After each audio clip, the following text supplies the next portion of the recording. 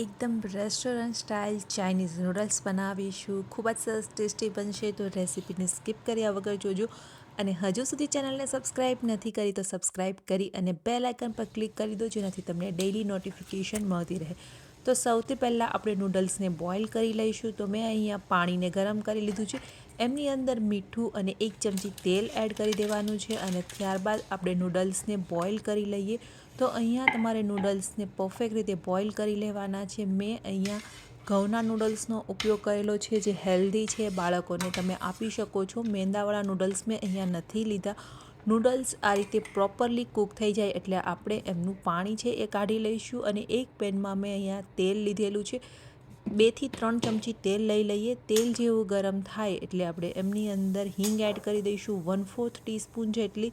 અને ત્યારબાદ આદુ મરચાં અને લસણને મેં આ રીતે ચોપ કરીને એડ કરી દીધા છે. જો અહીંયા તમે ઈચ્છો તો આદુ મરચાં અને લસણની પેસ્ટ પણ એડ કરી શકો છો, પરંતુ આ રીતે એકદમ ઝીણા ચોપ કરવાથી એનો ટેસ્ટ ખૂબ જ સરસ આવશે. ત્યારબાદ તમારા મનપસંદ અહીંયા વેજીટેબલ્સ તમે લઈ શકો છો. સૌથી પહેલાં આપણે અનિયનને કૂક કરી લેવાના છે. ઘણી વખત આપણે જ્યારે પણ ઘરે નૂડલ્સ બનાવતા હોઈએ છીએ ત્યારે એવું થાય છે કે જે બહાર બનતા હોય છે ને એના જેવો ટેસ્ટ નથી આવતો.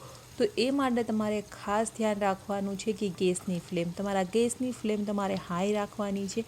અને હાઈ ફ્લેમ પર જ બધા વેજીટેબલ્સને અહીંયા કૂક કરવાના છે. અનિયન થોડા કૂક થાય ત્યારબાદ અહીંયા આપણે ગાજર અને કેપ્સિકમ એડ કરી દઈએ. તો મેં અહીંયા માત્ર રેડ કલરના કેપ્સિકમ લીધા છે.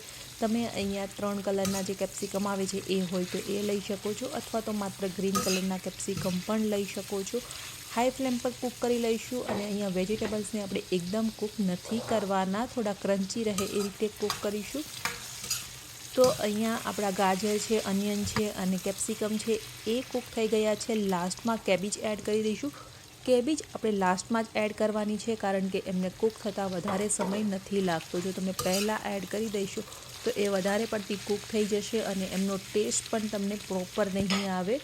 તો અહીંયા વેજીટેબલ્સ આપણા કૂક થઈ ગયા છે. મીઠું એડ કરી દઈએ સ્વાદ અનુસાર. ત્યારબાદ આપણે બ્લેક પેપર પાવડર એડ કરી દઈશું 1 ચમચી જેટલું. 1 ચમચી મેં અહીંયા વિનેગાર લીધો છે અને 1 ચમચી સોયા સોસ એડ કરી દઈએ. સાથે કેચઅપ એડ કરવાનો છે 1 ચમચી જેટલું. જો તમારી પાસે વિનેગાર ના હોય તો તમે અહીંયા લીંબુનો રસ પણ એડ કરી શકો છો. હવે બધી જ વસ્તુને આપણે મિક્સ કરી લઈએ.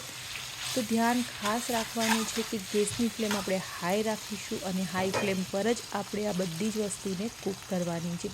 વેજીટેબલ્સ પ્રોપરલી કૂક થઈ ગયા છે અને જેટલા પણ આપણે મસાલા એડ કર્યા છે એ પણ મિક્સ થઈ ગયા છે. લાસ્ટમાં આપણે જે નૂડલ્સને બોઇલ કરીને રાખેલી હતી એ એડ કરી દઈએ. તો તમે જોઈ શકો છો નૂડલ્સ આપણી એકદમ છૂટી બની અને અહીંયા તૈયાર થઈ છે. તો જ્યારે પણ તમે નૂડલ્સને બોઇલ કરો ત્યારે એની અંદર થોડું તેલ એડ કરવાનું છે, જેનાથી તમારી નૂડલ્સ આ રીતે એકદમ છૂટી બનશે. બસ બધી વસ્તુને મિક્સ કરી દઈએ અને નૂડલ્સ બની અને આપણા તૈયાર થઈ ગયા છે. તો આ રેસ્ટોરન્ટ સ્ટાઇલ નૂડલ્સને એક વખત ઘરે જરૂરથી ટ્રાય કરજો અને રેસીપી કેવી લાગી કમેન્ટ કરવાનું ભૂલતા નહીં.